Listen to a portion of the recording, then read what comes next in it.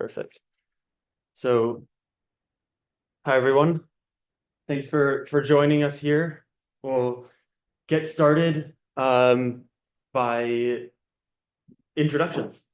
For those of you who don't know me, I'm Zach Lubin, and this is not a joke, completely coincidental, but my in-person guest is Zan Dubin, who is the campaign leader for the Dodger Fans Against Fossil Fuels initiative, and we'll touch on that a bit more later. Also joining us soon is David Starley, who is my good friend and running inspiration. He'll be joining via Zoom in a few short minutes. And very pleased to welcome my special guest who rearranged his schedule super last minute to be here with us today.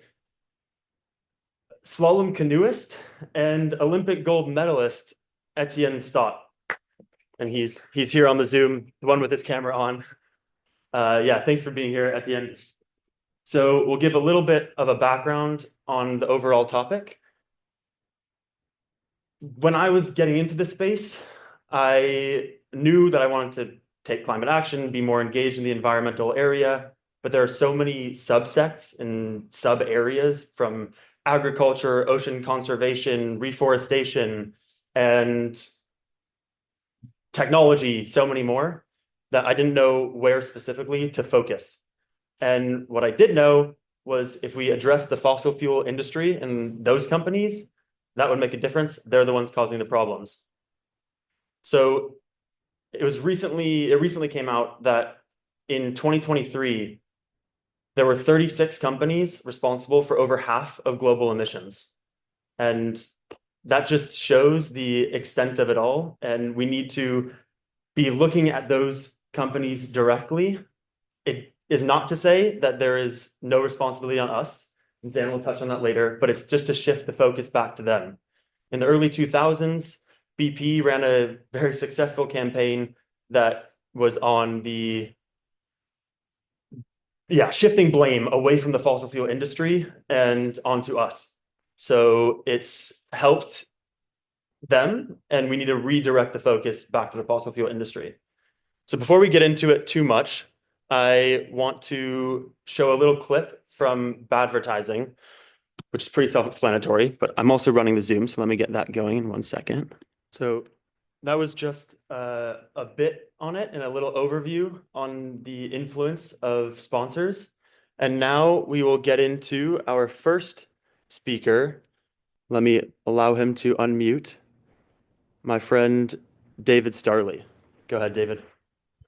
Hi, everyone. Can you hear me okay, Zach? Yeah.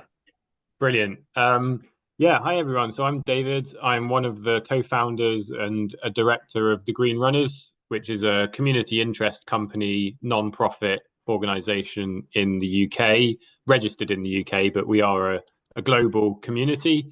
And what we're all about really is bringing the running community together to not only make running better and lower impact, but also use running as a mechanism and a vehicle to drive system change and bring people together for much more wide-ranging collective impact.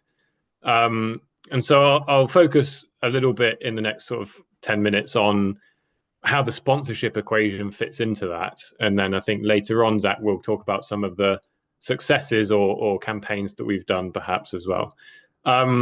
So running is an interesting sport because on the face of it, you don't need much to do it. And so people can take part in it around the whole world. You effectively don't even need a pair of trainers. Some people run barefoot. Not me, I should say.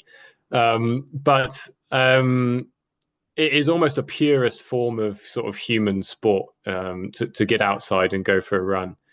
But we're seeing with climate change that that's not the case any longer. And so there are parts of the world where temperature extremes in summer make it almost impossible to run outside. There are also parts of the world that are facing extreme heat and wildfires. And the air pollution as a result means that you can't run outside. We spoke to some people on Australia who are our members, and they said, for several months of the year, they literally had to just run on a treadmill because of the wildfire air pollution. And obviously, we know that with the climate getting warmer and those becoming more likely, that's not going to get any better. So it raises a really serious question about the equality and equity aspects of being able to run. Equally, I know Etienne will cover some of the Olympics point, but if we think about the Summer Olympics and the marathon in particular, is that going to be feasible? Especially, talking about we're talking about Los Angeles Climate Week, but if you see a heat wave in the Olympics next year, is that going to happen? Is the marathon going to take place? And what protection do we put in place for those athletes who are going to have to face those temperatures? When we think about running's relationship with environmental or climate impacts, you might think that it doesn't have much and it's a simple, sport. There's not a huge amount of kit involved. There is some, but we still need to think about it in terms of travel to events, which is a really important part. People will fly around the world to take part in running events, especially the larger marathons and the majors as they're known. And then we also think about runners actually eat a lot. So for the green runners, fueling is a pillar of ours as well. And then our fourth pillar is about speaking out. And this is where the sponsorship equation comes in. So increasingly, we are seeing running events being sponsored by what we would class as high carbon sponsors. And the advertising video from Andrew was brilliant at illustrating what that means. So if I literally reel off some events in 2025, you've got January, the Houston Marathon, sponsored by Chevron, an oil company. January also, the Arc of Attrition in the UK by UTMB, sponsored by Dacia, primarily an SUV producing vehicle company. February, Total Energies Murcia Marathon. March, New York City Half Marathon, sponsored by United Airlines. Also, the Los Angeles Marathon, sponsored by Hawaiian Airlines. And then we also have the Boston Marathon in April, which is sponsored by the Bank of America, who are one of the largest funders of fossil fuels as a bank. And also we have the Madrid Half Marathon, which is Toyota, a car company that have for decades lobbied against climate action in their part of the world. And then we also have events like in March this year already we had a half marathon in Madrid sponsored by Total Energies, another oil and gas company. So I could go on, but pretty much every month we're seeing some relatively large mass participation runs or marathons or ultra marathons that are sponsored by this type of sponsor. And also we had a couple of years ago, the European Athletics Championships were sponsored by everyone's favorite company, Shell. What does Shell have to do with a European Athletics Championship, I hear you say? Well, it's a great question, right? But what do they have to do with any of these companies? So hopefully that kind of illustrates some of the problem we're seeing within running, and also especially the trail running world, which is where I fit in. I'm an ultra marathon runner. The sport is growing very rapidly, and that now is a really pivotal moment for the sport, whether it goes into the same pathway as, for example, football, which I know, Zach, you're very involved with, and others, where it becomes ultra sponsorship, it becomes completely taken over by the money and the big money and effectively the fossil fuel industry. Or do we fight back now and we say, no, actually, trail running in particular, but running more generally, we as runners don't want to see that in our sport. And so we, as the green runners, are really trying to drive that message and bring the community together so that individual voices can be brought together as a collective to raise that issue with the people who are the race organizers, with the race, the runners themselves, and then also with the sponsors. And I won't talk about it now, but we've had some really exciting and really interesting engagement with the organizers of races and their sponsors as a result of our campaigns so far. Um, so I'll probably stop there in a second, but I think the key point for us is a lot of events will say, or people will say, well, if they didn't take the money from the sponsor, they couldn't actually run the event. And we have to be appreciative of the challenges that they face as organizers. But ultimately, this isn't a question of like putting on a single race. This is an ethical issue around we are facing, a massive climate crisis and extinction crisis in nature. And ultimately, is that what you want to affiliate your race with? Those companies that have those types of values. As Andrew put it, you wouldn't take money from a smoking or potentially like a gambling organization to sponsor your running race. So why would you take it from an oil and gas company? Um, so at what cost is really the question that we should be asking here. And what I think is really important is that we engage with those conversations with the race organizers. In our experience, sometimes it's a lack of understanding or lack of knowledge that actually the banks, for example, are genuinely a problem. And so I think we'll come on to perhaps how we've gone about that. But I think the education is a great foundation. And then building on that with some really clear messaging around what the impacts of these types of sponsors actually are and what the alternatives could be. And yeah, so that's my piece. That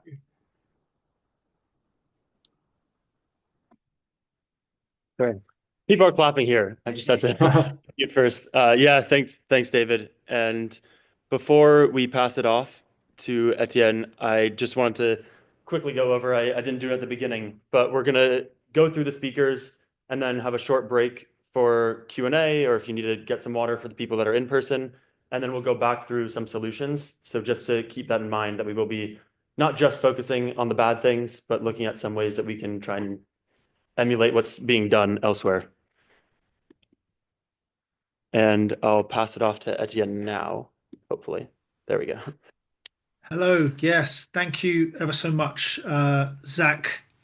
You're making me feel very underdressed. I should have had at least a shave when I'm looking at how smart you are. So apologize to everybody for my unkempt and slightly disheveled appearance. I don't normally look like this, although I do, to be honest. So thank you very much for hosting the event as well. I think this is really important. This is a vital battleground, if you will. And I think it is fair to say that it's a battleground because we are in an existential grappling match with forces that are very, very evil and knowingly killing us all and all life on our planet. And that shouldn't be okay with anybody.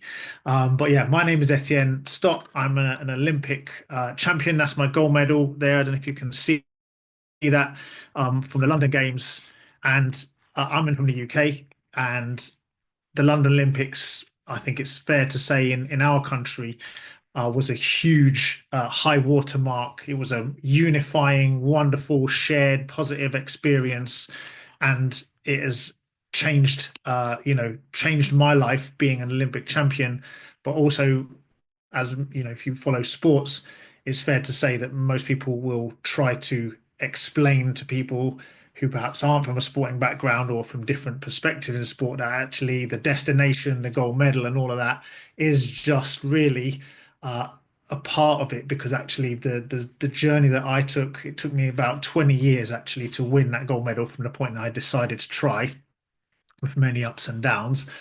It is the journey, and I would not be the person I am without sports, and I would not have had an amazing, rich experiences and the growth and all the wonderful things that I got from sport. So I owe sport everything. I owe my sport, my community, my mindset, my life, it's everything.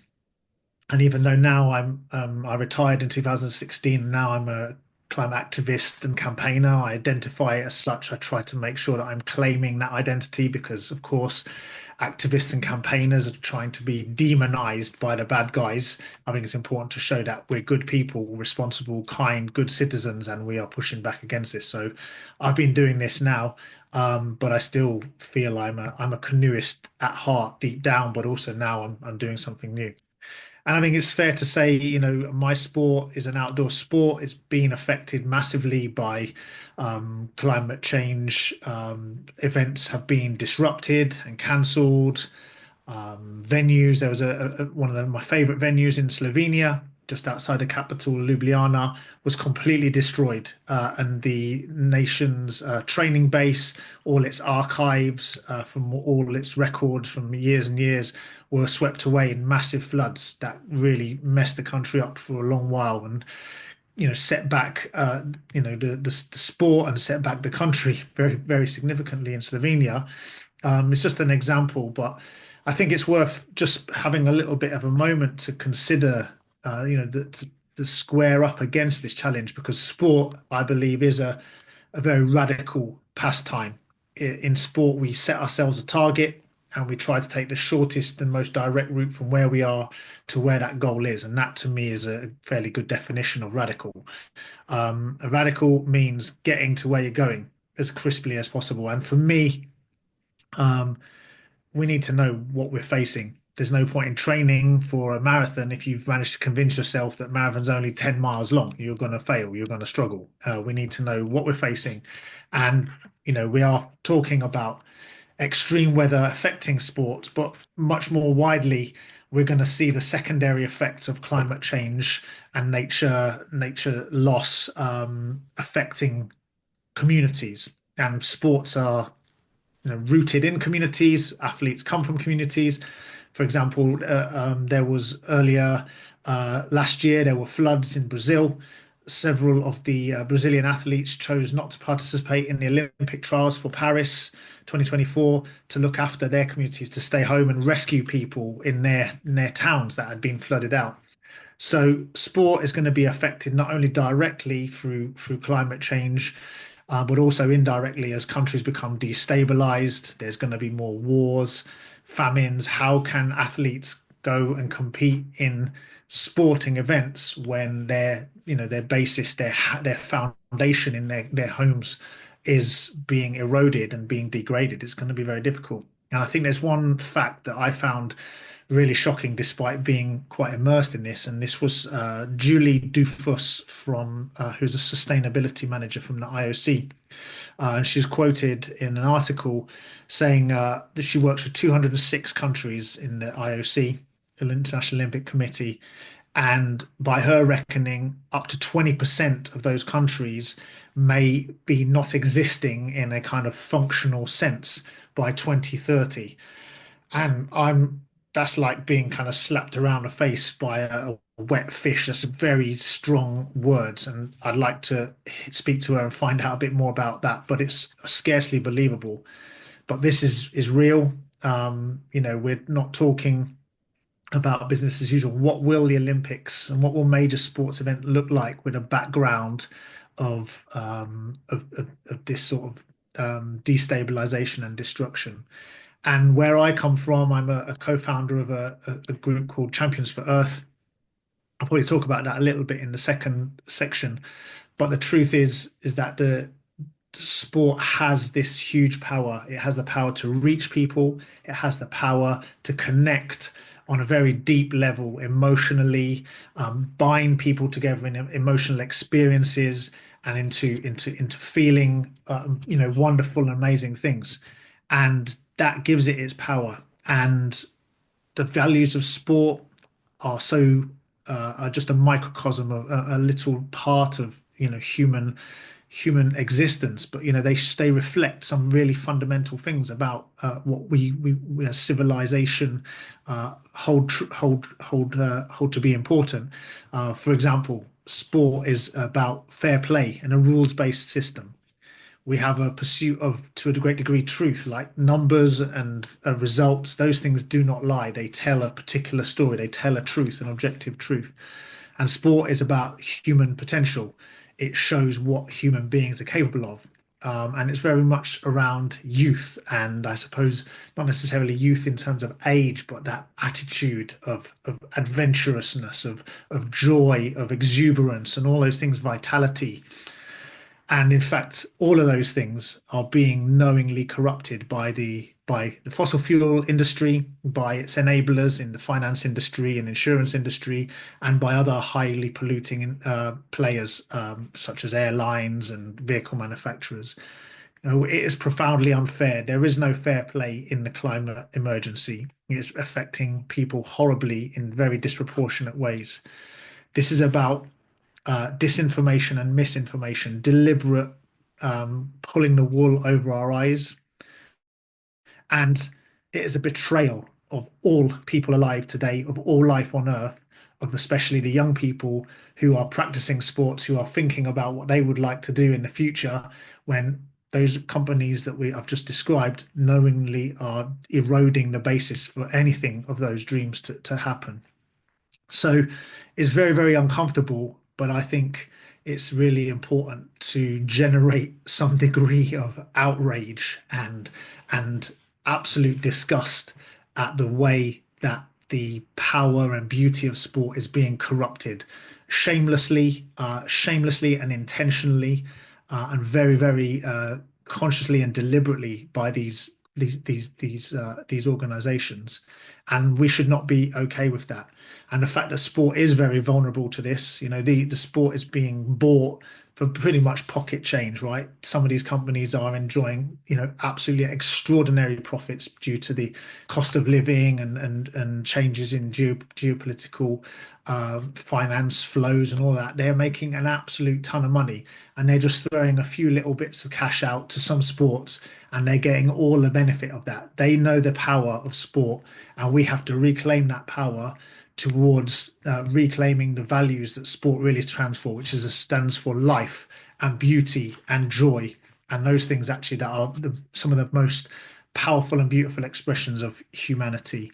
So I think I'm going to stop there because I'm kind of getting worked up. I'm hoping that I've set the scene and trying to explain why this is so important, what is at stake, and the fact that, you know, any efforts that we can have to expose this and explain it to people who, by and large, are taken in by this very seductive spell that they're weaving.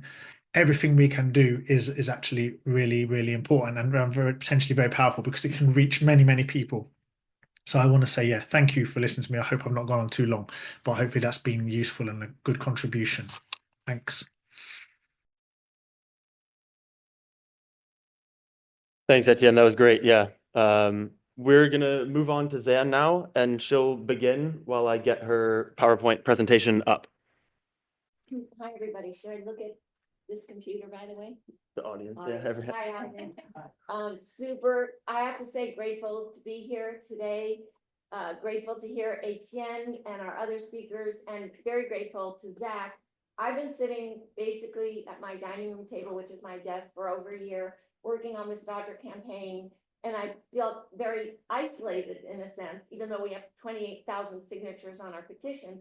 And to hear from thousands of miles away the exact same concerns and heartaches and disgusting sports washing is blowing my mind and going to expand our Dodger campaign. That's why we're here today. That contacted me on email, and we immediately began to talk and realized it's A little tough for the people online to hear, so we're gonna just move. switch Okay. this space, and we'll switch again later. Is that a little bit better? Is that any better to the people online? Yes, Okay, great. audio. Perfect, Great, thanks. great. So Zach contacted me. Anyway, bottom line, we're here today because we know this is a global issue, and I'm delighted that we're getting a chance to move it forward. I'm going to next go immediately to solution. This is a QR code to our Dodger petition. Please sign it. I'm going to pass them out. Thank you.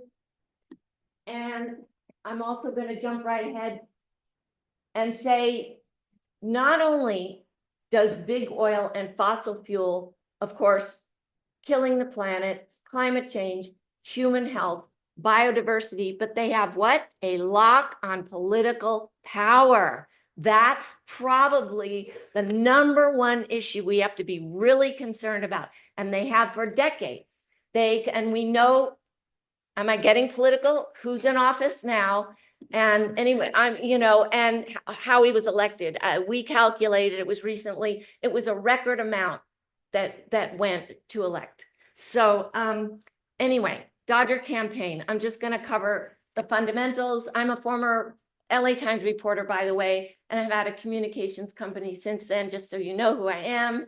And starting in around 2002, me and my ex got our first electric vehicle. This was the time that they were actually literally crushing them. So we hit the streets, and this goes directly to big oil. Okay, dump the pump. Fascinating topic. Do we go and attack the fossil fuel infrastructure? What role the individual plays? Both. But we must realize that every time I pump, I am demanding with my money that fossil fuels stay in business, that big oil stay in business, right? So we can spend years working on legislation and on great campaigns like this, but if I'm simultaneously paying Chevron, Shell, you name it, to stay in business, we have to start looking at that. I don't blame, I don't shame. I advocate for EVs and mass transit, but if we could just start to acknowledge that connection, connect those dots, I think it would go far, far, far. So anyway, Dodger campaign. I'm going to try to do this fast. Are we not going to do the PowerPoint? Sorry, No worries. Yeah. I'm animated enough, but all right. Column in the LA Times, Sammy Roth. Google this dude if you don't know him. One of the world's finest climate journalists, also huge Dodger fan, writes a column saying that he suddenly became aware that after decades of attending games, he himself had been greenwashing for the Dodgers. How is that? So Phillips 66 is the oil giant that has sponsored under different names the Dodgers for decades. They even helped them move out to Los Angeles from Brooklyn.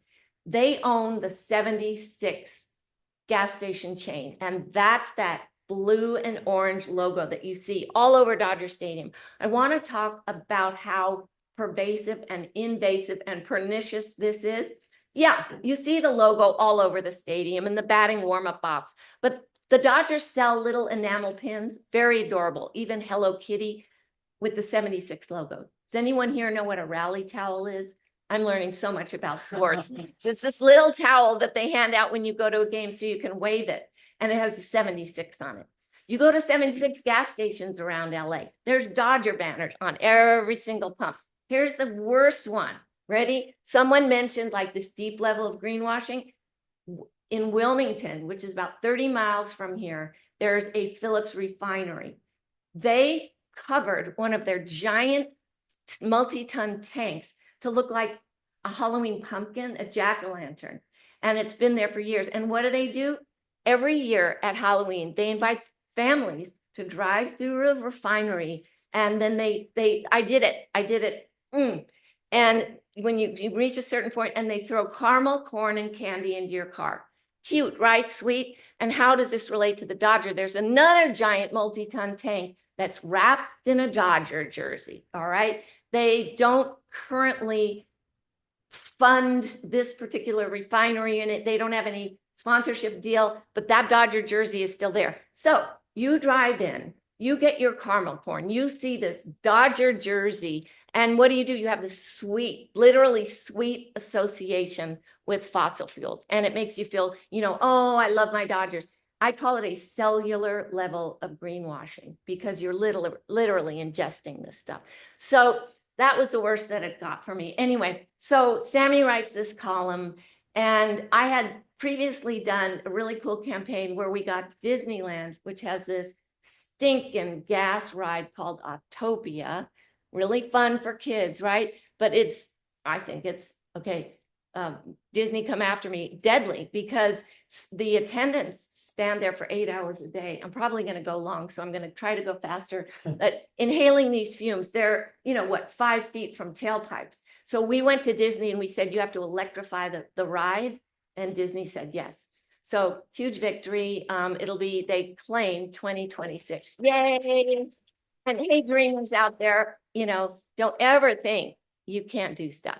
All right. So then, and Sammy Roth wrote about that. So then he writes about the Dodgers. So I said, okay, he's written about it. Let's make this physical. Let's make this a campaign. And we did.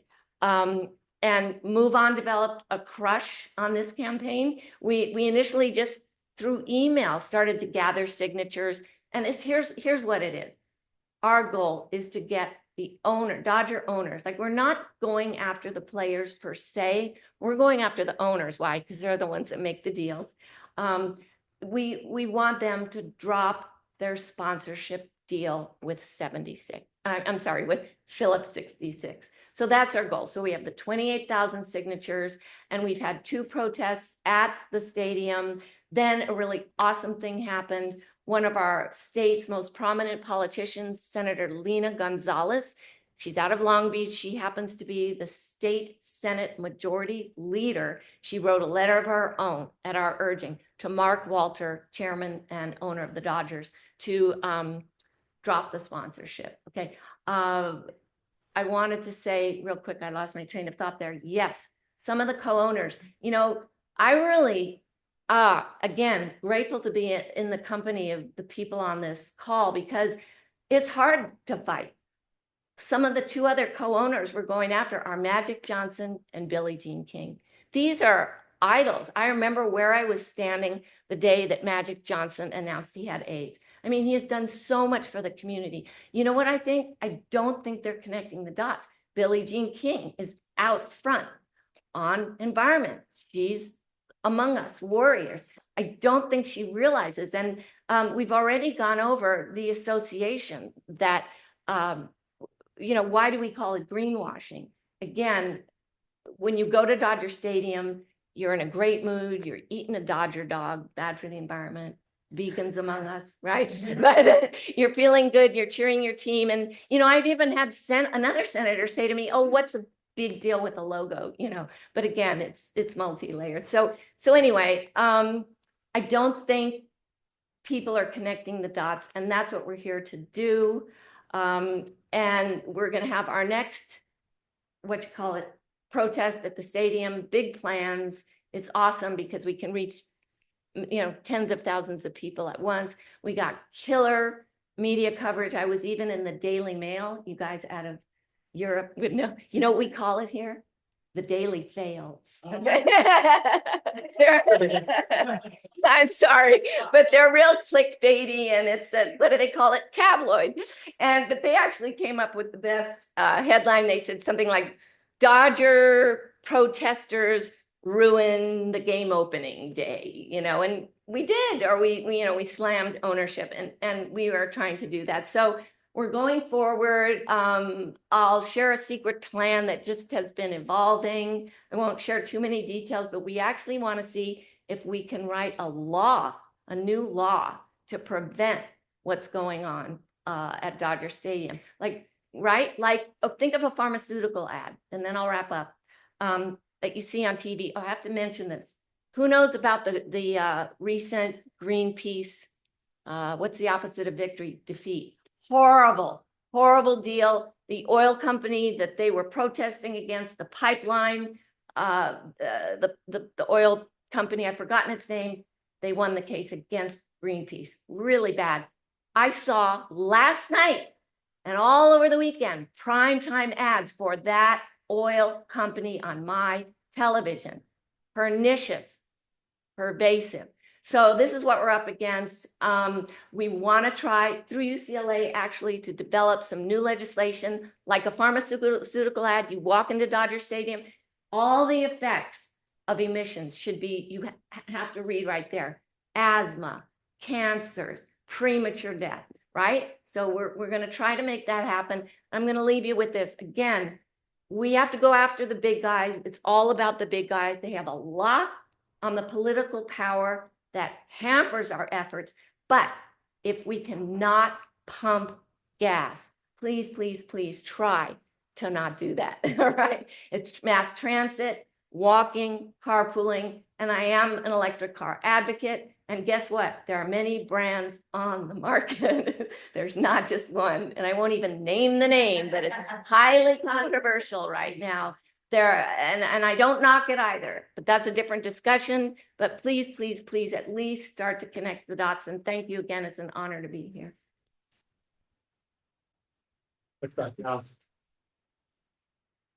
We'll get the audio working better for the next meeting. Yeah, thanks, Sam. Thanks to the other speakers as well joining on Zoom.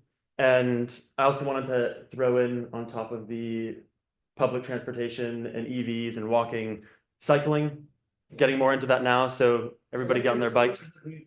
Electric scooters. Electric scooters, yeah. Electric scooters are great here. So yeah, that's another alternative. But I want to preface my talk before getting into things with, I've definitely fluctuated, admittedly, over the last few years in terms of, or in my travels. But for the purposes of this talk and the next year or three, it's called soccer, although I'll probably make some mistakes there. Yeah, so a little bit of background. I was born and raised in Los Angeles, and I studied international relations, more specifically global environmental governance and sustainable development at the University of Glasgow in Scotland and Korea University in Seoul. I played high-level soccer both here in the US and throughout my time at university. And now I am approaching the 2-year mark as a volunteer with Fossil Free Football, which is a Dutch organization. And I recently joined the Global Youth Coalition as a project developer after they invited me to represent the organization and Oxford Net Zero at COP29 last year, which is the perfect segue into my next point. My first time speaking on speaking about sports and sustainability on a panel at a major event was COP last November in Baku. Another one of the speakers was the executive director of ANADA. For those of you unfamiliar with ANADA, it is the Azerbaijan National Anti-Doping Agency. Now, I'm not saying anti-doping agencies aren't needed, but if your best option to fill a panel on sports and sustainability at the world's biggest environmental conference is somebody from a local anti-doping agency, I think there's a problem that needs to be addressed. And even before that, I've been very interested in combining my two passions, being sports and sustainability. But apart from a bit of research with Fossil Free Football and some of the work that we're doing there, it didn't seem like there was much of a connection being made, or at least on a professional level. So that was after this event in Baku, that was something that I wanted to address and really focus on. Before getting straight into the fossil fuel discussion and the awful sponsorships in the sport, I want to cover climate change and the impacts on soccer. Last year, we hosted Copa America. I did some research on that, and during the tournament, a referee collapsed due to heat exhaustion. A player needed to be substituted due to dehydration and heat exhaustion, and temperatures in Arizona and Nevada surpassed 110 degrees Fahrenheit for midday matches. And 10 of the 11 cities, US cities, set to host the 2026 World Cup, last summer, they hit 90 degrees Fahrenheit, which is 32.2 Celsius. And some of them even surpassed 100 degrees Fahrenheit, which is 37.5 Celsius. And I did check that before. So we see the problem and it's there. And while the western part of the US was going through extreme heat, the eastern part, Florida and Miami in particular, completely underwater. Now, I think Etienne touched on this a little bit, but the flooding is not just in the US. Around this time last year, it also happened in Brazil. And in the sporting community, we saw discussions of the local teams had to relocate or change their schedule to have their away games during that time instead. And we see pictures of flooding on the pitches, but it's more than that. It's a people issue and a livelihood issue. 169 people died in those floods. And it also is an infrastructure issue. Now, if we're thinking, okay, yes, that's awful, very sympathetic, but maybe that wouldn't happen in a place with better infrastructure out of assumptions. Very easy to address that point. It happened last year in Spain. In Valencia, there were flash floods, and the local club there in La Liga, the top division, turned their stadium into a disaster relief center after they lost one of their former players, who was one of over 200 people that lost their lives in those floods. Additionally, the UK is estimated to have a quarter of all of their football pitches underwater by 2050. So again, we see the issue, and the footballing bodies or the soccer bodies in these countries see it as well. CONMEBOL, which is the South American Football Federation, released their first medical document or official medical document leading up to Copa America last year. And they trained staff from the national teams that were coming to play so that they could be prepared for the extreme heat that they were going to face. So they know it's a problem, they're reacting to it, but they're not addressing it at the root cause. And we see that happening, but we still keep walking around repping our favorite clubs. I'm guilty of it too, but repping our favorite clubs and teams with jerseys with oil and gas sponsors, airline sponsors, and bank sponsors, which I believe David mentioned as well. But for those that are maybe unfamiliar with the connection between banks, here's a number to remember. Between 2016 and 2023, the world's largest 60 private banks financed fossil fuels with $6.9 trillion with a T. It's ridiculous. So I actually brought a list here of some of the clubs and teams that we can look at. First, oil and gas. The Italian national team is sponsored by Eni. OGC Nice is sponsored by Ineos, who is also very recently a part owner in Manchester United. And the last one that I'll say here is Red Star Belgrade. They're sponsored by Gazprom, which is not just an oil and gas company, it's a Russian oil and gas company. So that speaks to UEFA's willingness to allow Russian companies back into the competition. Next, airlines. Between Emirates and Qatar and Riyadh, the list goes on. I'll go in alphabetical order with these because there are many. AC Milan, Arsenal, Atletico Madrid, Benfica, Lyon, Manchester City, PSG, Real Madrid, and we'd probably be here through dinner if I kept going, so I'll stop there. The last one, banks.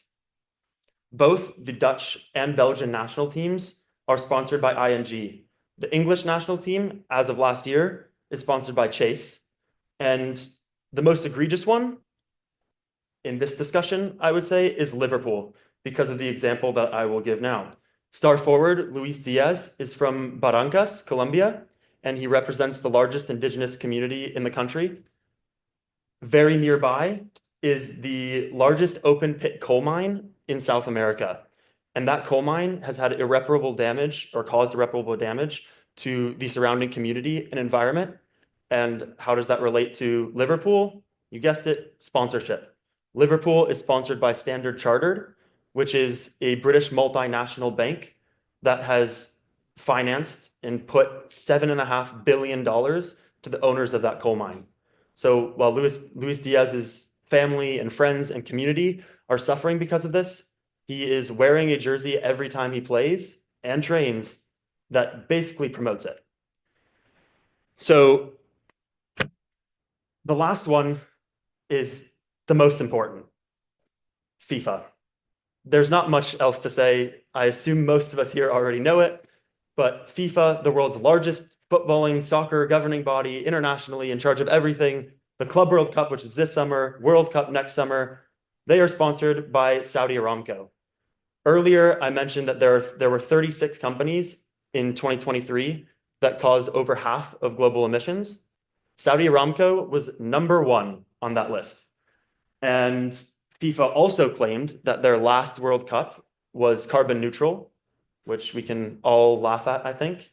And it was disproved by a Swiss court, which is the most official way of disproving a claim. On top of that, the good news is there were more than 100 female soccer players that wrote an open letter to FIFA telling them to drop Saudi Aramco as their sponsor. And we'll get into that a little bit more in the brainstorm or later. Can I just add some directly on that?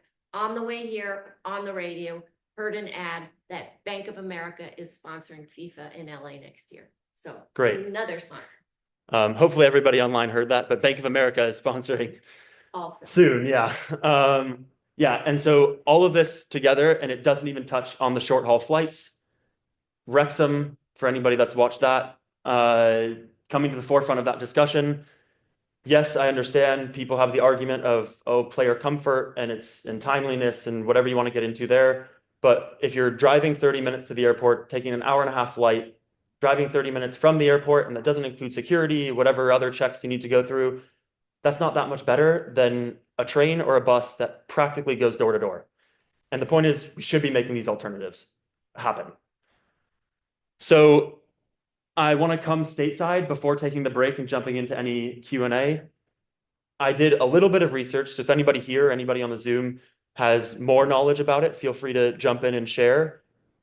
But the NFL has the NFL Green Initiative program, and they claim to be doing a lot. I haven't had time to fact check, there we go. But I looked to try and find some sustainability team. And from what I can see, all they've done is kind of put together a ragtag team of clinicians from different teams around the league and called them the sustainability team, which, based on a quick check of their LinkedIns, none of them have any environmental background.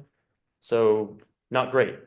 The NBA has hired an environmental scientist, so I will give them credit for that. Although it does seem like it's a one-man consulting job or maybe a very small team that's pushing that, but better than the NFL. The WNBA seems to piggyback a little bit or partner, kind of go along with the NBA. The quick search didn't turn up anything different. And the NWSL does have some initiatives, but they're mostly player-led. I'll shout out Lauren Barnes and OL Reign. She's doing some great work over there. The MLB, which Zan might know more about, but they announced their first sustainable focused sponsor last year in WM, Waste Management. Apart from that, it seems like both the MLB and the MLS seem to delegate initiatives to the teams. Doesn't get them very far. So I know I've missed the NHL and tennis and golf, and apologies if I haven't covered your sport, but you get the idea. We need to be doing a lot more here in the US, and we have the opportunity coming up soon. So we will now take a short break and get to any questions, although I'll read the chat first and see what David's just said there. Round of applause. Ah, yeah, great, yeah. Premier League in the UK hired a sustainability manager last year, I think, but they're still sponsored by Barclays. Yeah. So having these sponsors kind of negates the whole concept of having a sustainability team, even if there's one there. Yes. So yeah, we'll take a short break now. If anybody has any questions, I didn't see any in the chat. I'll check again now, actually. But yeah, if not, we'll just give 5 minutes and then come back in a couple minutes. So, I have a question. yes. Yeah. Sorry, but this is an honor to be here, by the way, and it's an honor to meet everyone on Zoom also. Yes. I've been frantically messaging. Do you want to come up I'll here? repeat the question when he asks for the people on Zoom. Yeah. I just shared a Zoom room with an Olympic gold medalist and a marathon runner. He's saying, hold on, sorry, I'm gonna just say it for the people on Zoom. Yeah. He said he's been messaging his friends and that he's sharing the room with an Olympic gold medalist. So he's very honored to be here and be with the people on Zoom. So yeah. My phone is just full of messages, people saying, I cannot believe this. Everyone's very excited for him. Yeah. Can't believe it's true. So yeah. My main question is, sorry, just to give a backdrop, I'm a professor in UCLA. I work on climate change, psychology of climate change.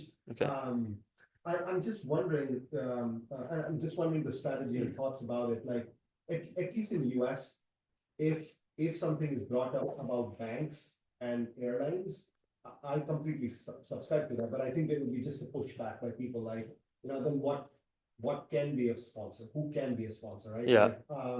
Because right now, like, for example, technology companies are also hard. And not just about what they're doing politically right now, but they're also working a lot. Like, I have some friends working in Microsoft, and they're using AI to pump to like efficiently extract oil more and stuff like that. So there's dirty money everywhere now. So a counterpoint can be that would it be a better win within US to only focus on fossil fuel sponsors, so that we tank the reputation of fossil fuel companies as quickly as possible, so that the money starts moving away more and more, just to get more Yeah. people on board. I'm just wondering about Yeah. the strategy in general, because I can just anticipate within US there will just be pushback. I Yeah. don't know about Europe, because there's more climate awareness in general and people seem to be more on board. But Okay. my worry is that there will be a lot of pushback with anything that is not directly tied, like that's not just direct fossil fuel. So did everybody on Zoom get any of that, or was it too far away? Okay, I'll repeat it again. Yeah, sorry about that. He's a professor here at UCLA on psychology and of climate change. Yeah. And he pretty much is asking there's going to be a lot of pushback here in the US, and he's not super clear on Europe, and you guys can clarify that. But the question, I think the focus of it, if I'm not mistaken, is do we focus on just the fossil fuel companies? Of course, he agrees that the banks and the airlines and the other industries are bad as well. But in terms of just taking their reputation and affecting that, because of the pushback that we'll inevitably face, at least here, especially during this administration, is that something that we look at, or should we kind of take them all on at once? Sorry, alternative thoughts also is that this administration in US will also push back on fossil fuels as well. Yeah. The alternate could also be that whatever sponsor is there, but we get sponsors from renewable energy companies or Yes. EVs to also be there, because that amps them up. Yeah. It's gonna be a more long-term indirect effect. It's not gonna directly affect fossil fuel companies immediately, but the more the reputation we increase of renewable energy companies, the better it is. Yeah. We'll touch a little bit on that in the next part as well. But yeah, you guys, David, I saw your hand raised first, so you can go ahead. Let me just unpin. Yeah, I think it's a great question. And when we've been doing campaigns around sponsorship of running events, it's certainly something that people comment on. We now have a relatively good social media following, something like 14,000 followers on Instagram, and people do comment if they think, oh, why are you going after this particular brand? So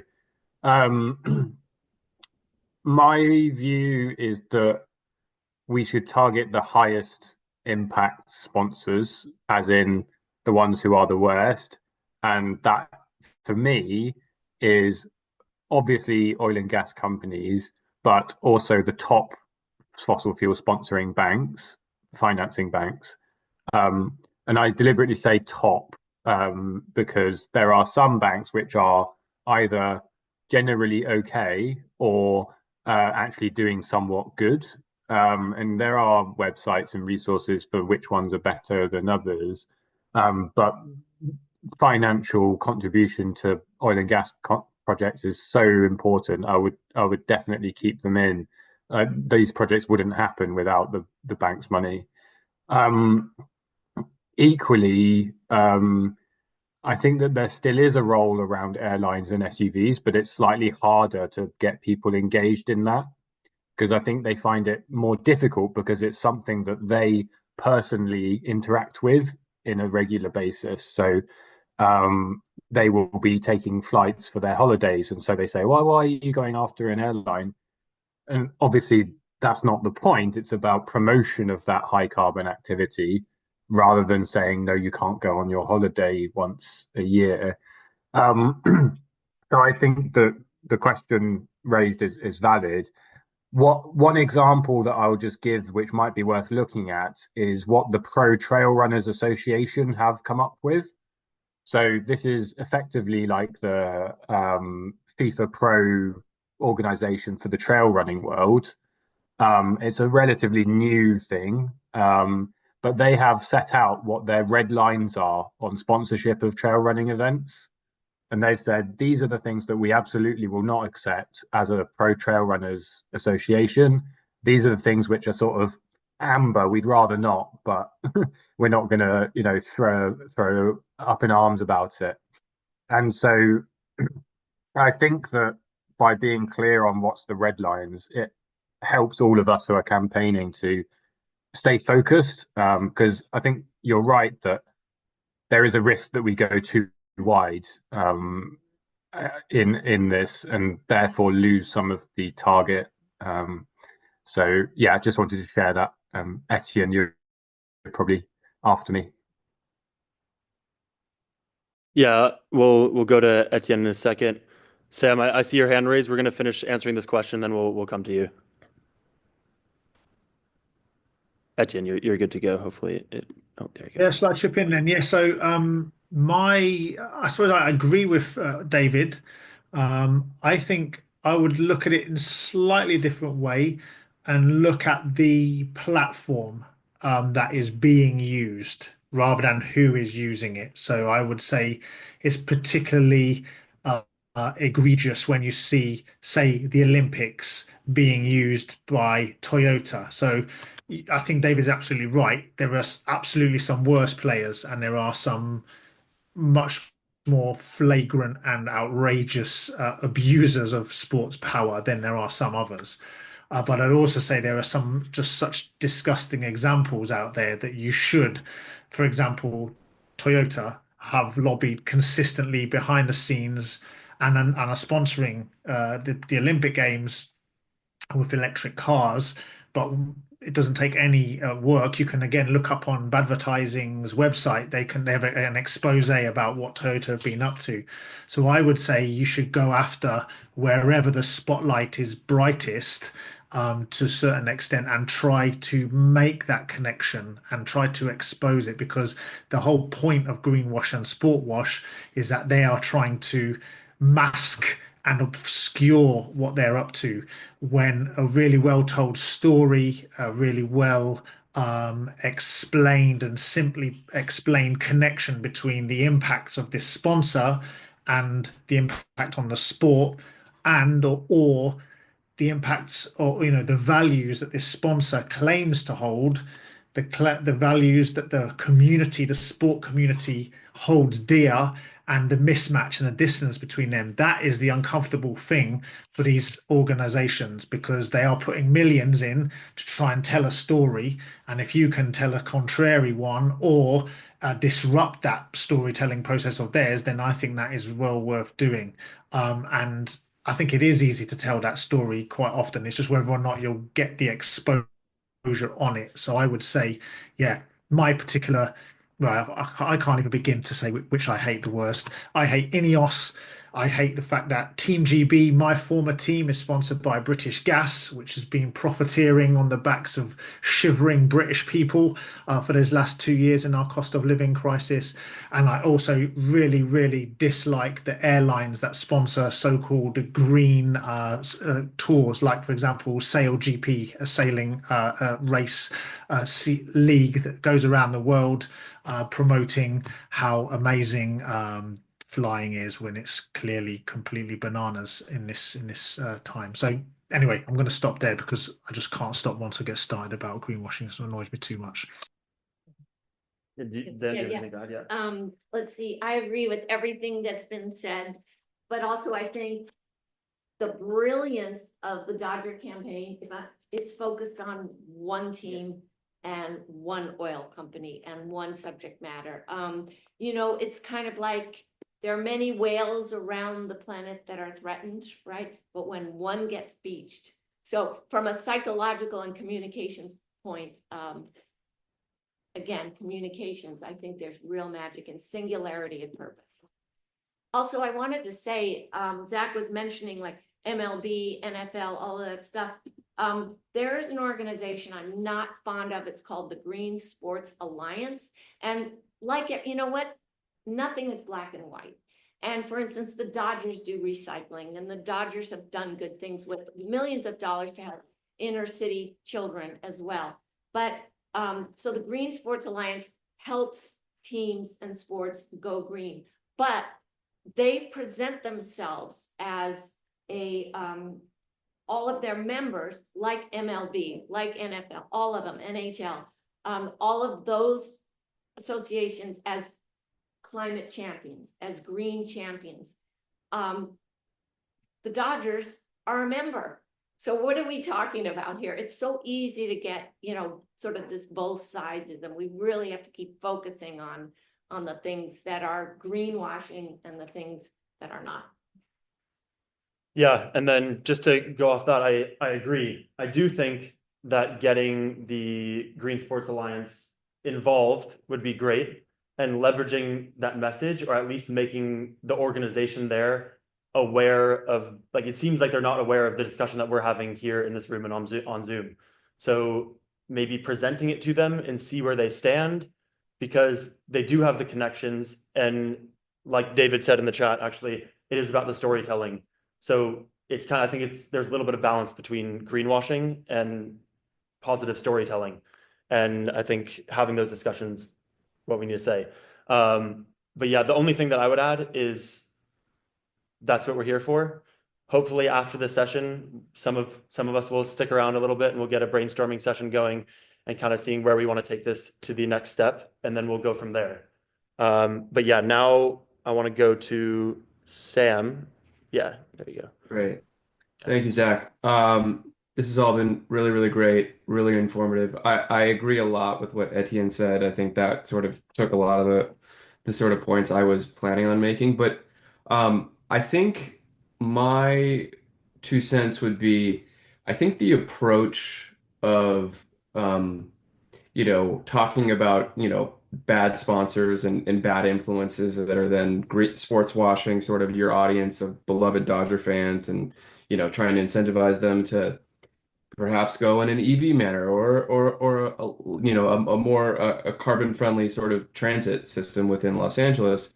I think approaching these things by not just pointing at somebody and saying this is bad, but giving them an alternative of, say, a really, a green transportation sort of service, that I feel like really can satisfy a lot of the work that would be done if you're telling sort of the sponsors within Dodgers, hey, you got to stop 76. But if you do the homework and you say, hey, here's a lineup of all of these other great alternatives that you can go and work for, that I think makes the adoption of saying, hey, all of you sports organizations that are, talking about airlines and tourism and all of these sort of like toxic sort of industries, how do we replace them by the green, sustainable industries that we want to be the big sponsors of these events? I think doing that type of homework is going to allow the adoption to be far more seamless, or at least less friction in finding that adoption. So that's my 2 cents. Yeah. So Sam, you're saying sort of along with the stick, we offer sort of the carrot of suggesting green companies, as gray as things are, to the Dodgers or anyone else that would. Absolutely. Yeah. I think obviously there's the shaming component. It's just behavior change in general. How are you going to motivate somebody? Because if these are capital markets that are going to need to have sponsorships in some capacity based off of how they need to fund their sports team, their league, they need to find the right kind of dollars that are going to support them, rather than, leave them with a hole of, okay, we lost all this money that 76 was giving us. So I just think doing that homework in advance makes it easier for them to jump on board. I do want to say that that's part of what we're going to talk about after this. Okay. Just get into some solutions, because I think the first question from everybody is, okay, but that's where all the money is everywhere. So what is the alternative? And there are some, so we'll touch on that in a few minutes. Can I add one very quick point? So I'll be very loud. Yeah. I'm just adding a very quick point that one of the dangers of the climate movement in general is that we are associated as a no movement, where we just keep on saying no to some things. But I think it's a great opportunity for us to also pivot into a yes movement. We're like, oh, we can actually do so many things, because we're at a very good time, technology time-wise, in the sense that we have really good renewable energy right now, which is cheap, which is fast, and it is actually efficient. So we have a great way into moving away from just saying, just instead of blocking things, also getting into like, but here are some amazing things that we should be doing, and we can accelerate progress still. Real quick, since signing Ohtani, Raise your hand if you don't know who Shohei Ohtani is. No one's raising their hand. And two other superstar Japanese players. The Dodgers have garnered at least 10 new Japanese sponsors. And in a way, it's kind of like, oh, so you're putting this homework back on us. They know who to go after. But on the Yes Climate Movement, these are cards that I print out. It's a brand neutral guide to EV buying, okay? And so here's a yes for the consumer's point of view. I'm going to pass these in. And Then- thank you for that great question. Yeah. Yeah, definitely something that we'll touch on here. Are there any other questions? We could get to move on. If anybody needs a couple minutes, now's a good time. All right, I think we're good to keep going. So we want to get into a little bit of, as we just discussed, solutions or ways that we can emulate what's going on now. If I know Zan touched on it a bit during her talk already, so if David or Etienne would like to go first, then you guys can go ahead. Yeah, I'll turn it back to David now. Yeah, so I've got a few really great examples that we've been involved with as the Green Runners.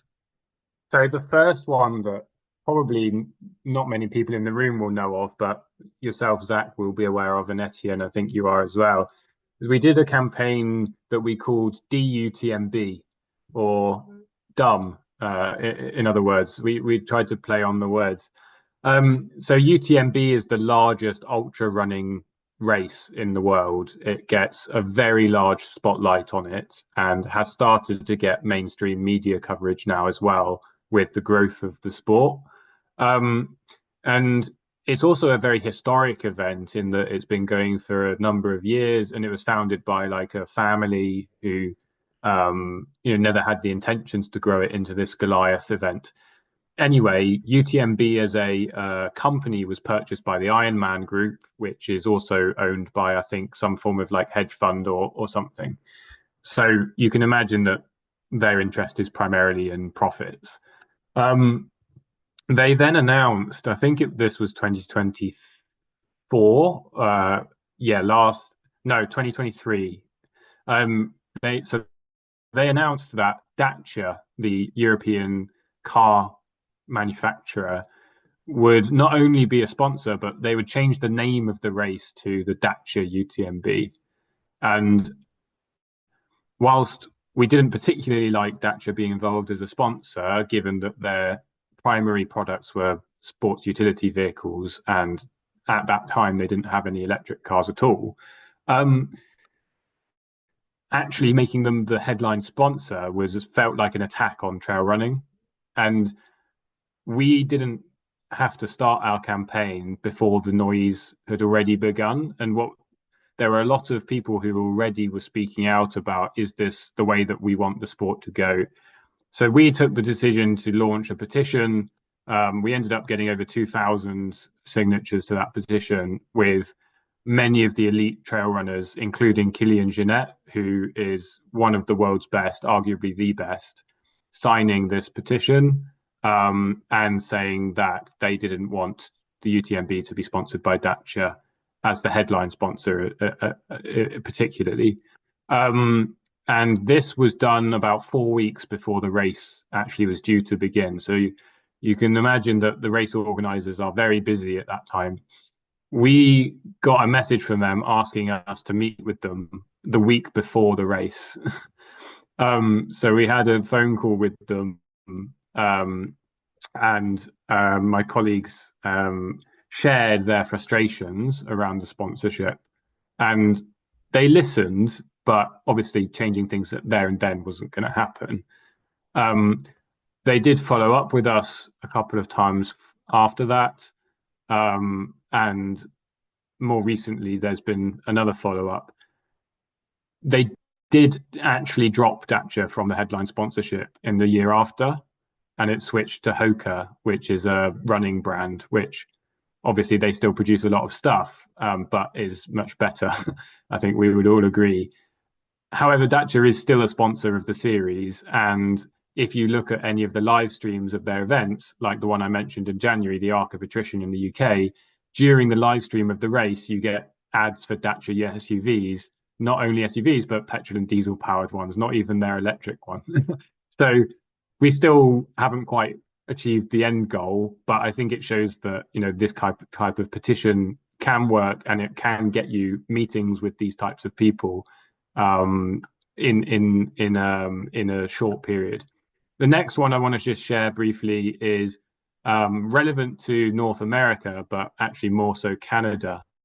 So the Royal Parks Half Marathon is in London, and it's sponsored, or it was sponsored, by the Royal Bank of Canada, who are well known for financing the tar sands projects in Canada, which are some of the most environmentally destructive fossil fuel projects in the world. And so we ran a relatively small campaign in comparison about the Royal Parks Half Marathon, and it did get quite a lot of coverage on social media, but we weren't sure that it would necessarily go that far. Lo and behold, we had the race organizers reach out to us, and we had a conversation with them. And actually, the park that it's in don't allow you to take any water bottles that are single-use plastic to those races. So it just shows you like the difference between the sponsorship and the actions of the actual race. And I think to an extent, this is an example where they didn't really appreciate how bad the sponsor was. This year, just gone, 2024, they're no longer the sponsor for the race. And we know that that was partially as a result of our actions to raise the awareness about it. So that was a really great win. And to the runner, it doesn't make much difference. And actually, people, do you want to be running around with a shirt? We don't want shirts at races, but that has the Royal Bank of Canada on it. Probably not. Another one which I can't name because of confidentiality, but we were actually approached because of our previous campaigns and our profile by an organization who asked us for advice on whether they should accept a particular sponsor. And in the end, due to some of the advice, and we gave them factual information and said, you know, at the end of the day, this is your decision. This is the fact of it. And they didn't go ahead with the particular sponsorship deal. And in this case, it was actually financially very favorable for them, and they declined it because it wasn't aligned to their values. And I think that's a really, really important kind of moment, at least for us. And then finally, a slightly different angle, but still very relevant. And so the Brighton Marathon is part of the London Marathon Events Company. So I'm sure everyone has heard of London Marathon, but the London Marathon is organized by London Marathon Events, and they also do the Brighton Marathon in the UK, which is a very big marathon. But the London Marathon events were sponsored by Buxton, who effectively sell you plastic bottles because they sell you water in a plastic bottle. Yes, that's fossil fuel, but it's not quite the same scale as an actual oil and gas company. But the reason I'm sharing this one is because Brighton Marathon was going to have Buxton water bottles, but one of our Green Runners team who lives in that area spoke with the local council, and this year he got the local council to ban single-use plastic bottles from the race. So it's a slightly different way of going about it. But because of the local council saying you can't do this anymore, the actual race couldn't use the sponsorship that they had. So I think that's a really interesting, different way of approaching it. And you mentioned it a bit earlier about LA and potentially getting some of the governors on board as well. And yeah, those are 4 specific examples that we've had. Yeah, that's great. Thanks, David. Thanks for sharing that. And Etienne, did you have anything to add there and touch on some thoughts? I think I'll just quickly chip in. I haven't got anything specifically to add. I think, you know, David's made some fantastic examples and they've done some great work, the Green Runners. I think where I'm coming in is a little bit more in terms of supporting athlete voices in this space. And I think it's really important to not underestimate how powerful it is for an athlete to speak out on this matter, we know for sure that it's very, very difficult for athletes to speak out in when they're practicing their sport, because first of all, they're very focused on doing what they need to do. Secondly, there is this issue of, like, if you raise your head up in a sporting environment to create some disturbance, let's say, or disruption, that can be great if you're doing good results, but sport is not a democracy.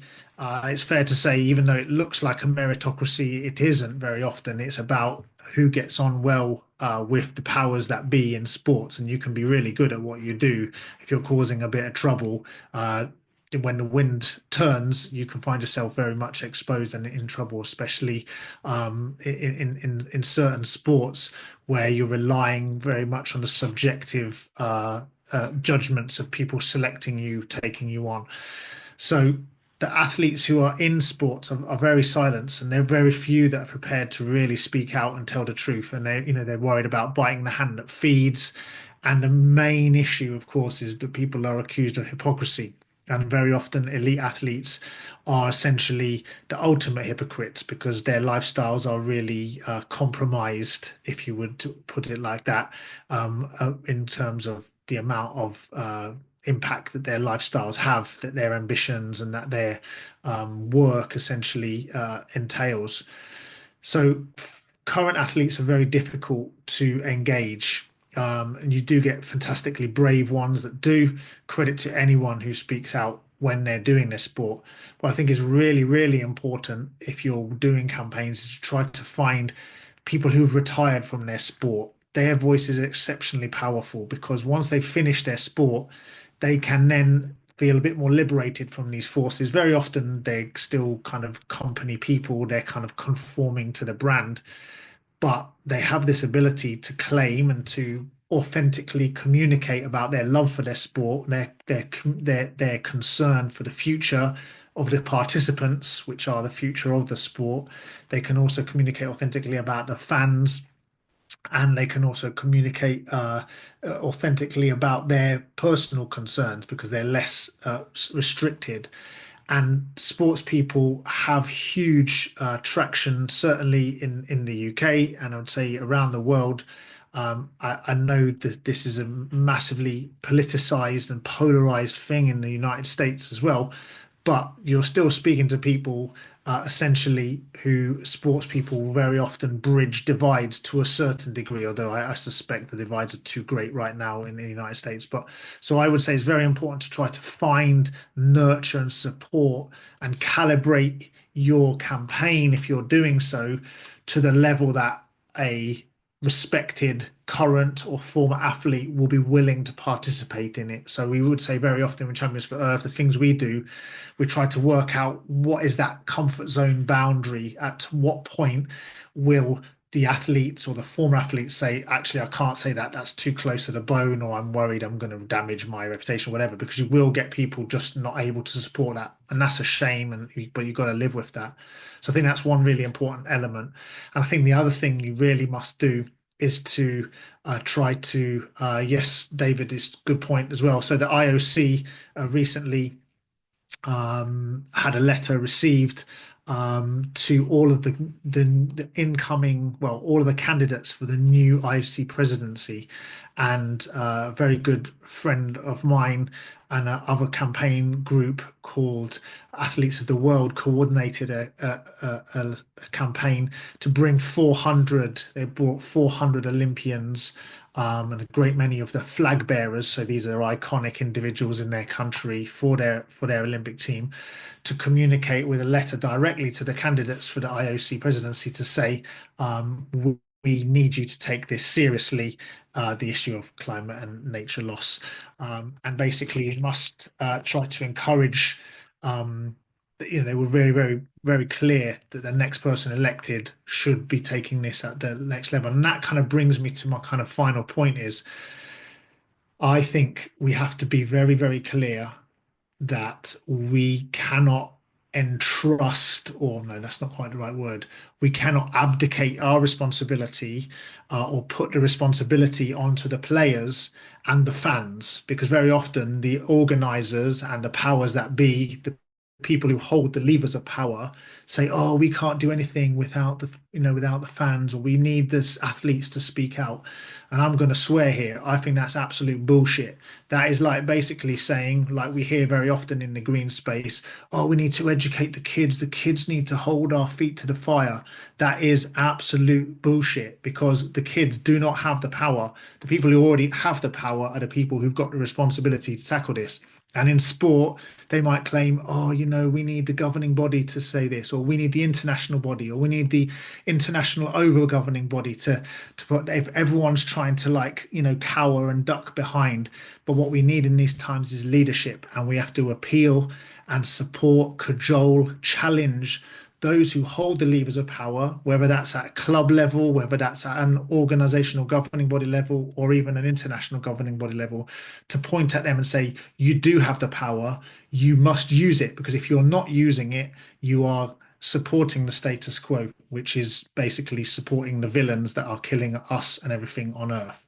So I think it's really important to try to name the power base and name where the decisions need to be made, and really clearly make the responsibility and accountability point towards those people, and therefore releasing the athletes of this guilt, and releasing the participants and the fans of this guilt that they may feel. Of course, they have their part to play, but it's really important, because at a swish or a swoosh, or at the stroke of a pen, the systems can be changed by those in power, and we need that to happen. I hope that makes sense. Yeah, thanks very much. Appreciate that. I'm gonna let Zan speak really quickly on this, and then switch back. Super quick. Actually, I'm getting down on one knee, not to propose to Etienne, but to beg him to give us a quote for the next Dodger press conference and press release, because we want to elevate the athletes' voices, and we haven't done that in our specific press outreach. And this also, I'm seeing this now as trying to globalize our Dodger campaign. Is that a yes? 100%. I am absolutely and utterly shameless. I will put my name and my platform and my gold medal to any campaign that's that's aligned with protecting life on this planet and furthering, survival of our sports and also our communities. So yeah, go for it. Get in touch with me. You'll know how to get hold of me. Yes, great. Thanks for that. And I'll get into a little bit here. I think that's actually the perfect transition. I was going to save this for the end, but I'm going to lead with this instead. A little video that kind of shows his point. Can everybody on Zoom see now? Okay, great. So let's get... My name is Kessel Middag. I'm from Amsterdam in the Netherlands, and I play football professionally for Rangers FC in Glasgow in Scotland. In the UK, we already feel the effects of climate change. This year alone, 100,000 pitches will be unavailable to play on because of the pitch conditions. So in order to protect our game, over 130 female footballers have written a letter to FIFA in October last year, asked them to rethink their partnership with Saudi Aramco, the largest oil and gas producer in the world. They are going to sponsor the men's and women's World Cups in the next years, including the LA Men's World Cup in 2026. Ideally, we want those big tournaments that LA is going to host without any fossil fuel sponsors on the billboards. We think that Los Angeles has an opportunity to set an example for the world. So let LA lead the way. Yeah, so yes, with everything that Etienne said, we do need to be aware of getting athletes involved. But like he also said, the athletes that are speaking out, we need to support them and just fully get behind them. She is connected with Fossil Free Football and plays, as she mentioned, professionally in Scotland. Another great example is Hector Bellerin, and he plays in Spain for Real Betis. So before getting into that, I do want to go over a few of the campaigns that one of them David mentioned. So with Fossil Free Football, we've supported there's the Green Gooners campaign for Arsenal fans that are out there. Celts for the Planet, which is recently started for Celtic in Scotland, which Tessel Me Doug may not be too happy with the cause, but not the fact that it's for Celtic. And the Green Devils, which is a group of Belgian supporters that are trying to get the Belgian national team to drop their sponsorship with ING. Now the clubs. The best, like top of the pyramid, best of them all is Forest Green Rovers in England. They're owned by Dale Vince, who also owns the UK's largest green energy company, I think. Maybe my friends in the UK can confirm that, but I'm pretty sure, in Ecotricity. And everything about the club is sustainable, green, all of it, best of the best, vegan food, everything you can think of. Now, yes, okay, so between them and Octopus now, so there is David's share that there is now another sponsor getting involved. But still a great example in terms of they're not playing at the highest level though, so we do need to look to clubs at the highest level that require the most money. And the best example there is Real Betis, where Hector Bellerin plays. They play in the top level in Spain. And I was very fortunate to meet the team from Real Betis, their sustainability team, which they do have a real sustainability team, at COP in Baku. And after the conference and speaking with them on the panel there, they invited me to Sevilla to see the stadium, learn about their projects. And I just want to list a few of them because they do have many. So I thought when I was there, what I saw was one of the coolest projects was they recycled fishing nets out of the Spanish Sea and turned them into stadium seats for a section of their stadium. They have an eco garden that helps people in the community that are most at risk of social exclusion to learn organic gardening and farming habits. They have recently introduced 2 new initiatives. One is waste collection before home games, and they just, with the community, collect trash. And before their derby, I want to say last week, my timing may be messed up there, but they collected 600 kilograms of trash, which is over 1,300 pounds, leading up to that game. They've partnered with a local aquarium for a turtle adoption program, which helps endangered species. And one that I learned actually last night, she just texted me about this, that they have now started implementing eco grazing on their training facilities. So they'll have sheep acting as natural lawnmowers, which is pretty cool. And their flagship initiative for this year is a jersey. So they have a Forever Green match, and it just took place in February. That match is where fans can use a promo code and the funding will go to reforestation projects. During the match this year, they partnered with another local organization and created a jersey entirely out of invasive species of algae in the Mediterranean. And I think they used plastic waste from the ocean and the fibers from the algae to create this jersey. And it was for this game, but that's something that we can look to emulate here in the States, specifically in LA. We're also by the coast. We definitely have invasive species. So that's something that we can try to copy there. And the whole discussion has been about sponsorship. So who are their sponsors? They have previously been sponsored by a solar energy company. Now, I believe they're sponsored by an air conditioning company. And they've had a long-running partnership with Trainline. They have bike parking outside of their stadium, promote sustainable transport in many ways. So they have clean sponsors, and those are the kind of people or organizations that we can look to for our solutions here. Right? Okay. In addition to that, we talked a little bit about city and local policies. So I think last week, Nijmegen in the Netherlands became, I want to say, the 3rd city in the country to ban meat advertisement and fossil fuel advertisement. And that's part of their commitment to the plant-based treaty. Another city that's committed to the plant-based treaty is Los Angeles. We're obviously not there yet, but we can look at places that are, and again, try to emulate what they're doing. On top of that, back to US sports for a quick second. The Baltimore Ravens actually take the train to some of their away games. And Oliver James, who is not American, separate point, but he does shirt removal for sponsors.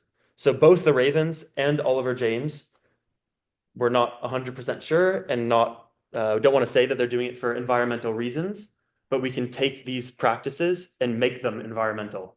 So Oliver James, if he's removing the airline sponsor on your jersey, replace it with something else and rep that instead. Start a trend, get that going. Lastly, we discussed it a little bit, but I do want to read a quote actually from the new IOC president. Just give me a second here. She was she was elected and now is the youngest, the first female and the first African to hold that position. She said after the letter that we mentioned with over 400 athletes, during her campaign, she said, "Safeguarding our planet is a responsibility I deeply believe in, and since these athletes have requested a meeting with the next IOC president, if I am entrusted with this role, I will make it a priority." She also said, as athletes, because she's a former athlete, "We are role models with a unique platform to drive positive change, and this initiative will help amplify the call for climate action." In her campaign document, she repeatedly highlights sustainable development and environmental action, and LA is going to be her first test, and we can hold her accountable. As we've mentioned, we have the World Cup next year, Super Bowl in 2027, and the grand finale in 2028, LA 28, the Olympics. And LA can set an example for the whole world. So us here in this room and on the Zoom and friends and family, let's let LA lead the way. Thank you. We can get into any last minute questions or anything before I'm going to close the Zoom, thank our speakers joining us virtually, and get into the brainstorming session here. Good. Okay. Anybody with questions on Zoom? I'll turn to you guys. Any thoughts? Yeah. Yes, Well, David. I think we should start a new organization. We will be discussing it. Yes. Spear toward LA 28. I have a question. Yes. Yeah. Yeah, recently, obviously, you guys know the big news. I'm highly disappointed in that our Dodgers went to go see Donald Trump in the White House. Which was very disappointing and upsetting. But as I watched that and I looked at the comments just online, what people were saying, you know, people seem to be really upset about it. And it kind of started this trend of like, oh, I'm done with the Dodgers, done with this. I felt like that was good momentum for the Dodgers go on a free fall to say, oh, by the way, they're also doing this other thing.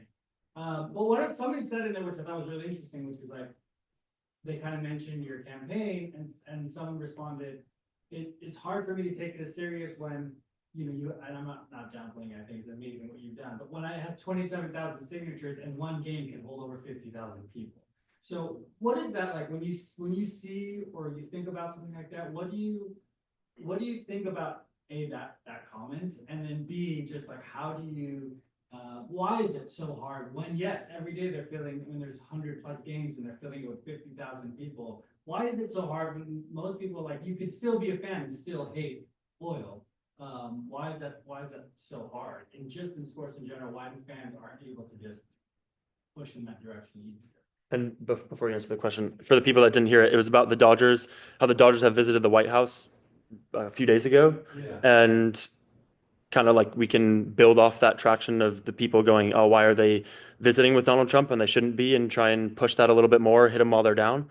And yeah, just the question of why can't, like, we have signatures for the campaign that Zan's running, hitting 28,000, almost 30,000 now, but one game can hold 50,000 people. So just kind of how can we make that association clearer or get the fans to draw on that and yeah, push that. So I think I'm going to let Zan go first because it's directly related to that. And yeah.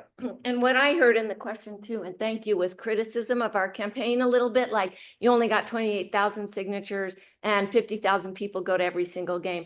And you sort of asked, how do we react I usually go in my room and cry.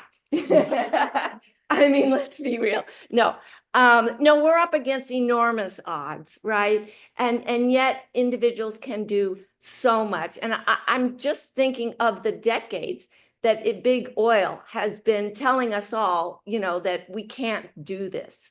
And so we're up against that.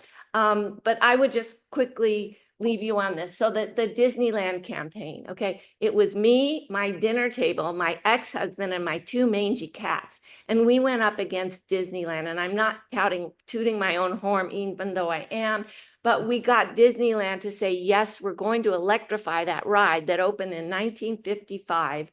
And not only did they vow to do that, but because of the PR we got, the global exposure we got, what that was in the bigger picture is a resounding endorsement of electric cars by one of the most beloved brands in the world. So no, you're absolutely right. And we have to evolve our campaign. We have to have laws. We have to get more politicians to write, their own letters, but we must never give up and remember the power of the individual. The question also is what are you finding it hard to tell these fans, sign this thing? Are they saying, well, if I sign this, I hate the Dodgers, so I'm not like, what's that?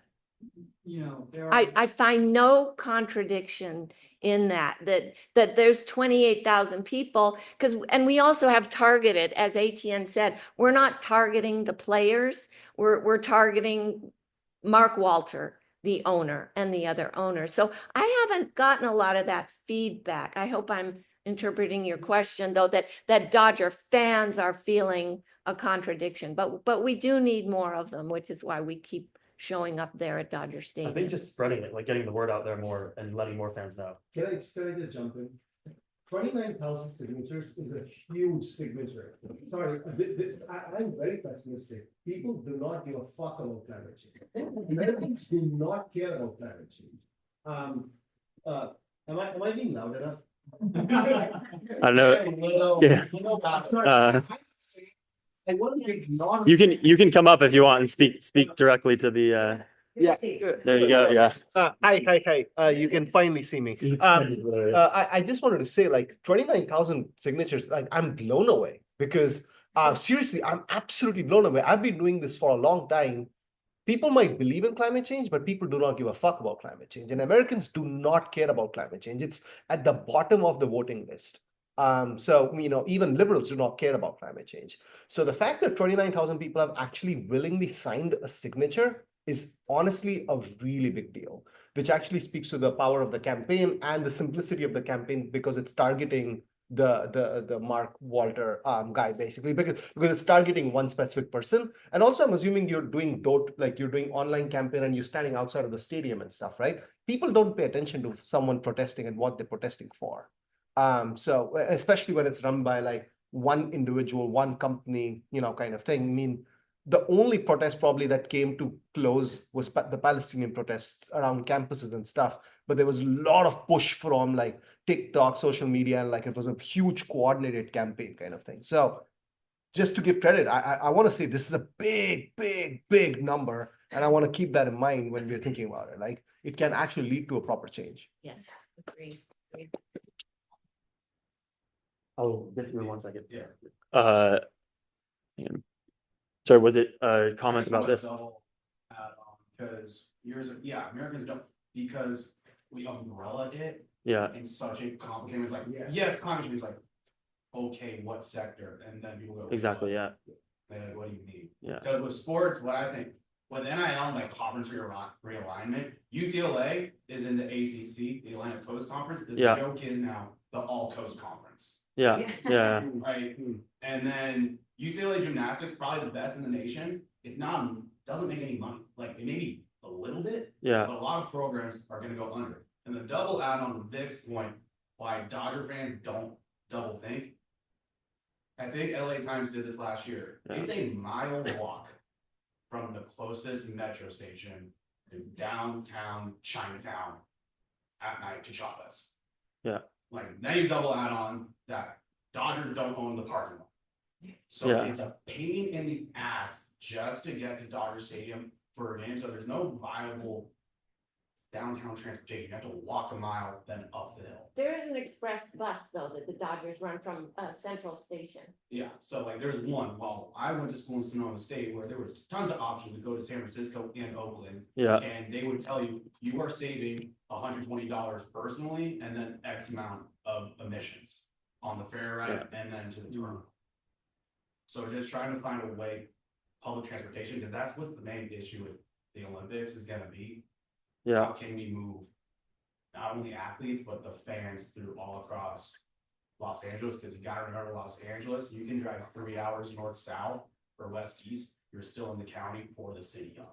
And hasn't Karen Bass, our mayor, pledged that the Olympics will be car-free in LA? Yeah. So I do want to touch on that. I'll come to everybody chatting on Zoom. I actually, for the campaign, I went with Zan for opening day, and I'm based in North Hollywood, and you can take your bike to the metro station, metro to, I don't remember the name of the stop, but Wilshire, and the bus from Wilshire to Dodger Stadium. And it was probably about a 5-minute walk if you walk fast to where we were protesting the front of the Dodger sign. Yeah. So it'd be about 10, maybe a little bit more to actually get to the stadium and go through the checks and everything.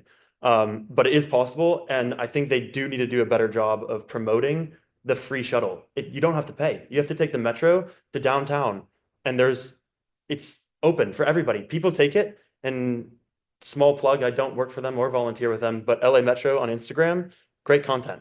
So you can check that out, and they do promote it. I was actually at a sustainable transport panel yesterday for LA Climate Week.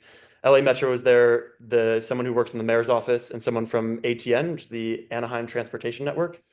And they talked about, I assume I'm allowed to say this now, but that was a very unfair promise of Karen Bass to say it's going to be car-free to every single person that's working on expanding our public transportation in LA, because they're doing a heck of a job doing it.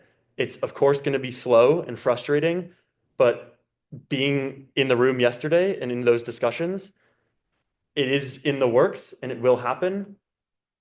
Most likely not car-free, but a lot of additions going in there, and it should be better.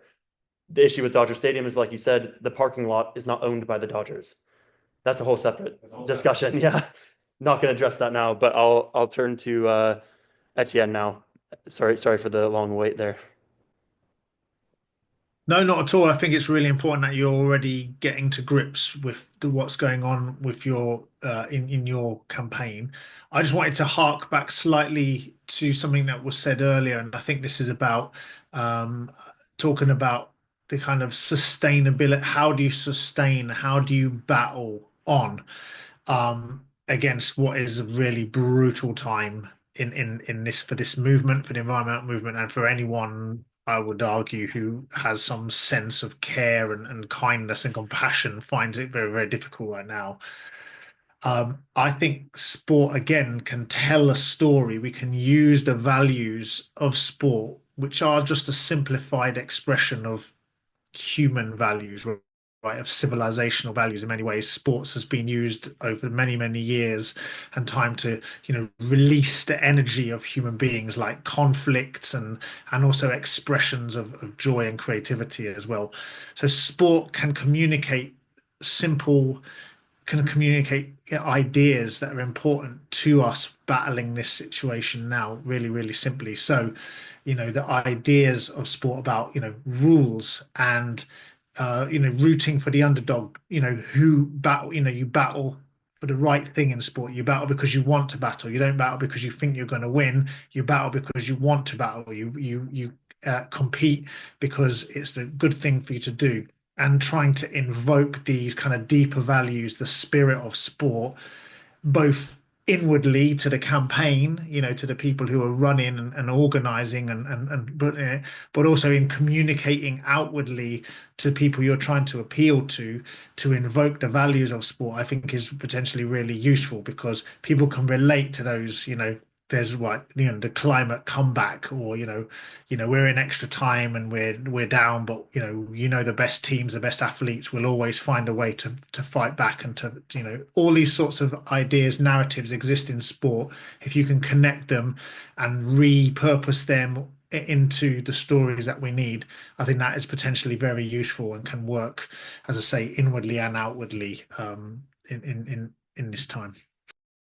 Sorry, it took me a minute to unmute there. Zan's gonna give a quick statement here, and then we're gonna close out. I know it's very late for you guys, so we'll let you get back to your lives. No, it's just all awesome.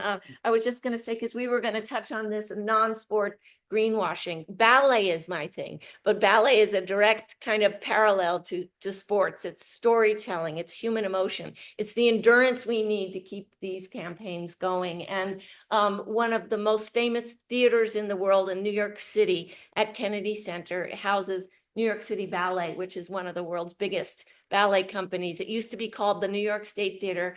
It is now called the Koch Brothers State Theater. So yes, it's pervasive. Yes. And so let's go ballet, let's go sports, and let's change the world. Zach. Yes. Yeah. I don't know, David, I saw your hand raised a while back. I don't know if you have any last minute statements, or if you're all good. Yeah, actually, it was just one thing I was going to share, which I think Zan was saying about us sort of creating a bit more of another coalition. Just one big shout out to the Cool Down Network. So I'm not sure how many people know about it or not. Etienne and I are both sort of part of that, and Fossil Free Football is as well. But that at the moment is the best place I know of where there is a coalition of pretty much anyone working in this kind of sports and climate change space. And they've done a lot of great work bringing people together. And really important that we don't reinvent the wheel here, right? Like, we get these great ideas, we get excited, but you're pointing out that some of this already exists. So thank you. Thanks, David. Appreciate you guys joining. Hopefully it's not too late and you guys can get some rest. And yeah, well, I did want to say actually before I close out that if you want to get in touch and stay up to date on the campaign, we have stuff for the people in person. But for anybody joining on Zoom, I had a Google form, but in the interest of time, you can connect with me on LinkedIn, or yeah, that's probably the best way. You can find me on Instagram as well. Join the Green Runners, anybody that wants to run. I'll definitely be willing to help David get that started here. David, for your information, on Monday, LA Climate Week had a Too Hot to Trot run, and it was very short, just 3 to 5 miles, depending on, something like that. And hopefully we can get some of those guys to partner with Green Runners and get Green Runners spreading out in stateside. Great. Thanks, guys. Appreciate it.